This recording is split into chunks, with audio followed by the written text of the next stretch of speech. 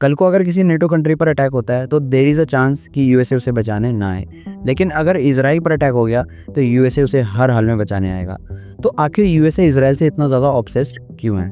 इसका सबसे पहला कारण है कोल्ड वॉर के टाइम पर इजराइल ने यूएसए का साथ दिया था। यह कह लो सिचुएशन ही कुछ इस तरह की बन गई थी कि इजराइल एंड यूएसए एक साथ आ गए। आज़ादी की बात से ही इजराइल अपनी आसपास की इस्लामिक कंट्री से परेशान था, जहाँ पर यूएसएसआर का काफ़ी ज़्यादा इन्फ्लुएंस था।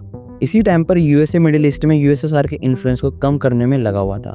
इसी सिचुएशन ने यूएसए एंड इजराइल को एक साथ कर दिया। कोल्ड वॉर के दौरान ऐसे कई सारे इंस्टेंसेस हुए जहां पर इजराइल ने सोवियत वेपन्स के सीक्रेट्स यूएसए को दिए, जिसकी वजह से यूएसए का इजराइल पर ट्रस्ट और ज्यादा बढ़ गया और यूएसए हर साल इजराइल को बिलियंस ऑफ डॉलर्स की मिलिट्री एड देने लग गया। स्ट्रेटेजिकली भी देखा जाए तो इजराइल यूएसए के लिए मिलिट्री आउटपोस्ट की तरह काम करता है मिडिल ईस्ट में, जो यूएसए के इंटरेस्ट को प्रोटेक्ट करके रखता है। Another big reason is USA में से कई सारे बड़े powerful influential groups and organisations हैं जो ज्यूइश कम्युनिटी से बिलोंग करते हैं या फिर उन्हें सपोर्ट करते हैं, जिनमें से एक बड़ा नाम है AIPAC यानी American Israel public affair committee, जिसका यूएस की कांग्रेस में काफ़ी ज़्यादा डीप इन्फ्लुएंस है और ये यूएस की फॉरेन पॉलिसी को भी इन्फ्लुएंस करते हैं। इसके अलावा कुछ और फैक्टर्स भी हैं, लेकिन मेजर रीजंस यही हैं जिसकी वजह से यूएसए इजराइल से इतना ज़्यादा ऑब्सेस्ड है।